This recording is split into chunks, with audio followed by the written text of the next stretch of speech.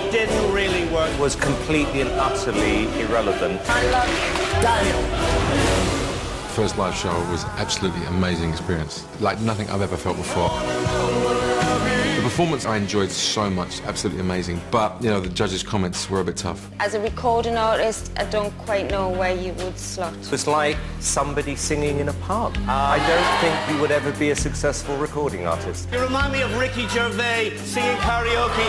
Louis, to say what he said, that it was a karaoke performance, is a bit harsh, I think. And to be compared to Ricky's, not very nice of Louis. Being compared to Ricky Gervais, it's not a bad thing. I'm trying not to let what he said get to me, because otherwise it might start affecting me for my next performance. It was terrible what all of the judges said to him. It was heartbreaking to hear it, in fact. Music has been in my life, all my life. When I was 10 or 11, I joined a church choir in East London, and I really enjoyed that. It was just that as I got older, my voice broke. That's it. That's my singing over, and I just never thought about it again until years later.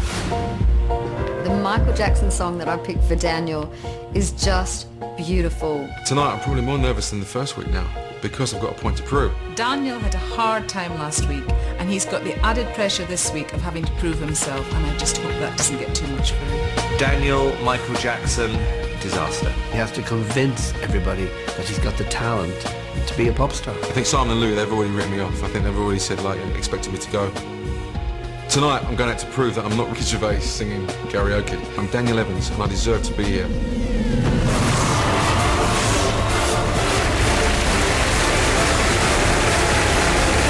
Daniel Evans!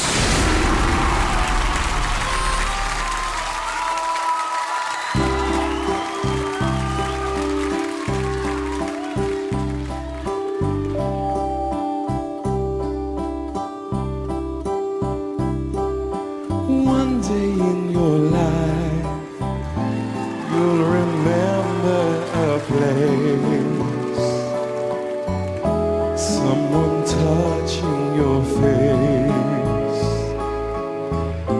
You'll come back and you'll look around you. One day in your life, you'll remember the love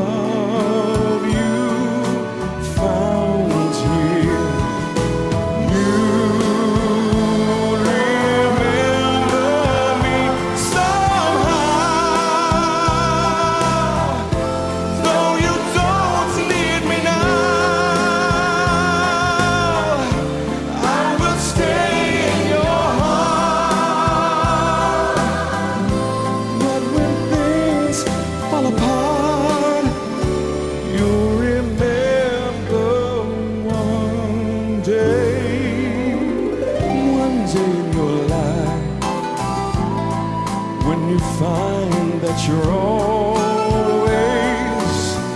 waiting for the love we used to share. Just call my name and I'll be there.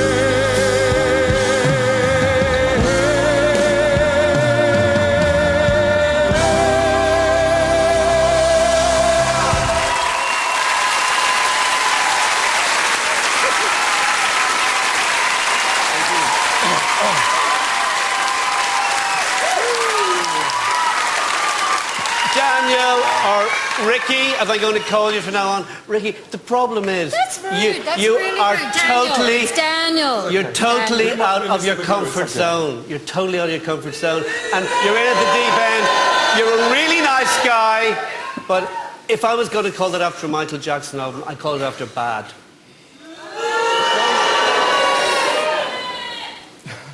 Daniel, I just want to say I'm really sorry if I knocked your confidence last week. I didn't mean to. That wasn't my intention at all.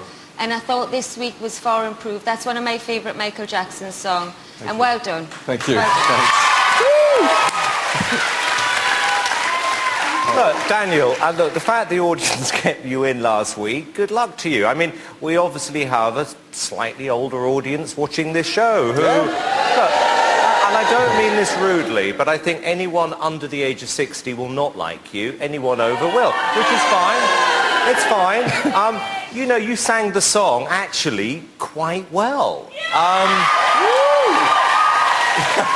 You know, it is what it is. Is it my favourite version of that song? No. Is it better than last week? Arguably a little bit. Yes. Well, we're getting somewhere. Yeah, we're moving forward.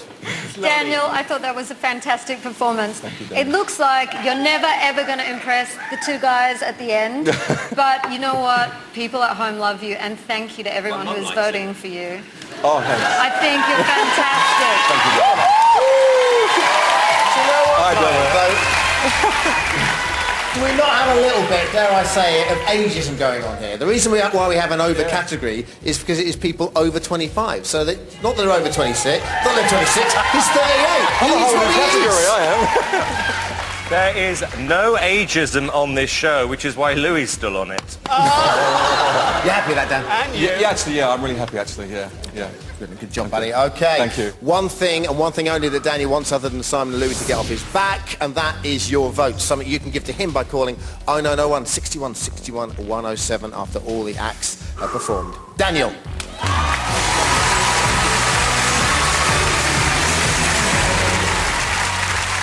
Okie dokes, after the break, Diana will be getting a bit reflective and JL should be hoping to make us feel good. We will be right back.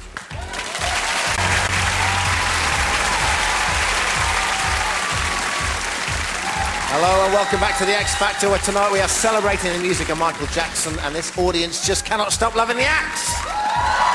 They're loving them. And they are nailing it tonight.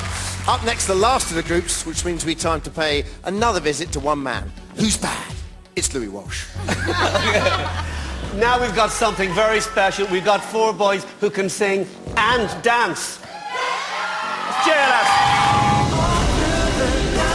The chemistry between you is amazing. I believe in you. You guys actually look like a group. JLS. The first live show was absolutely phenomenal. I mean, we have never ever done anything like that before. You know, it really, really was a great experience for all of us. I think you are potentially the best group we've ever had on this show. It was amazing that he said that. That is something to live up to, you know. Simon is really jealous because he knows they can win the entire series. I think they are telling Louis what to do, which is why it's working. I started singing from a very young age. I sang at my little brother's christening. My uncle was DJing and I just grabbed the mic from him and just started singing. All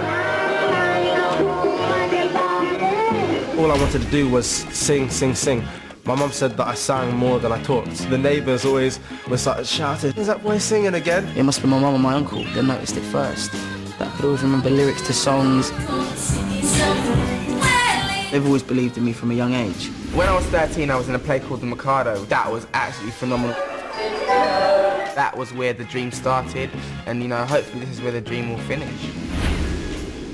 This week I've chosen an up-tempo Michael Jackson classic for JLS, and you're going to see a totally different side to them. This week we went to see Brian Friedman. There were 8 female dancers, and then Brian said, "I want to see, you know, if you got game or not." In order to pull off a song like this and get the concept through to the audience, these guys have got to pick up on the girls. I gave them 8 hot girls. What would your best line be if you were trying to pick her up? What would you say to her? Go. Some people, mentioning no names, Marvin, flopped at the first hurdle, but...